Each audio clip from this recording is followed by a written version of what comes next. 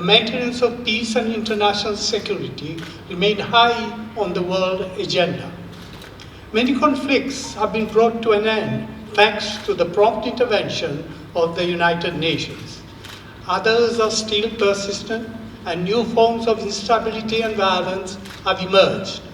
But during the turbulences, old and new, no efforts have been spared due to the unflinching resolve of the United Nations in insisting that the responsibility of the international community is collective and imperative.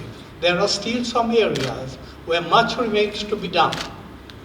Of particular concern is the issue of the reform of the United Nations and the question of representation in the Security Council.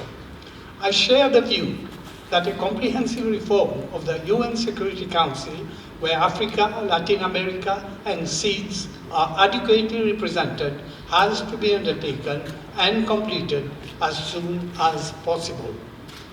As far as Mauritius is concerned, we remain fully committed to the principles and objectives of the UN Charter. Respect for democracy, rule of law, the welfare of our people, and good neighboring relations are enshrined in the psyche of all Mauritians. We fully support your initiative to set up a UN regional office in this part of the world.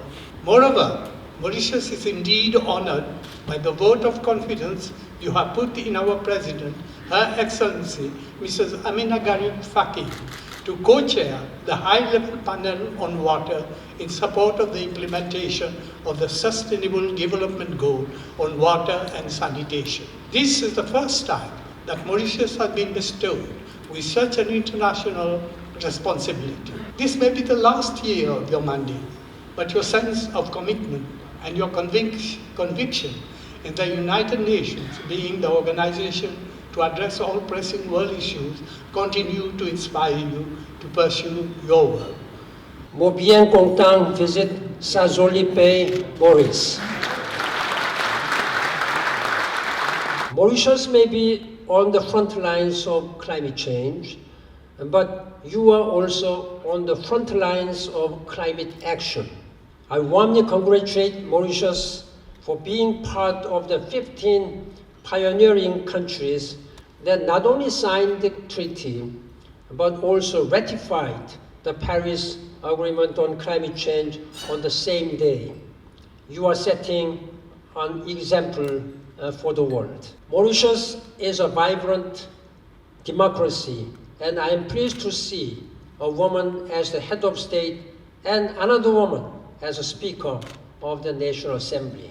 Moreover, it is encouraging to see the actions that Mauritius is taking to increase the representation and participation of women in its National Assembly.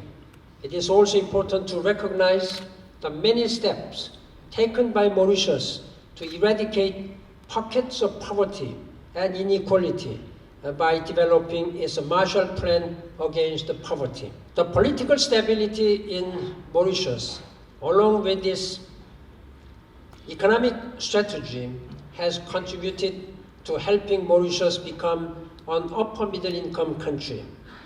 I am further pleased to see that Mauritius continues to maintain its position as the most competitive economy in sub-Saharan Africa. Mauritius has so much to offer the world, and in particular to Africa, in the way it promotes peace, maintains unity, and manages the diversity of its people. And I'm confident that United Nations will always stand beside you in helping your noble efforts. Thank you very much.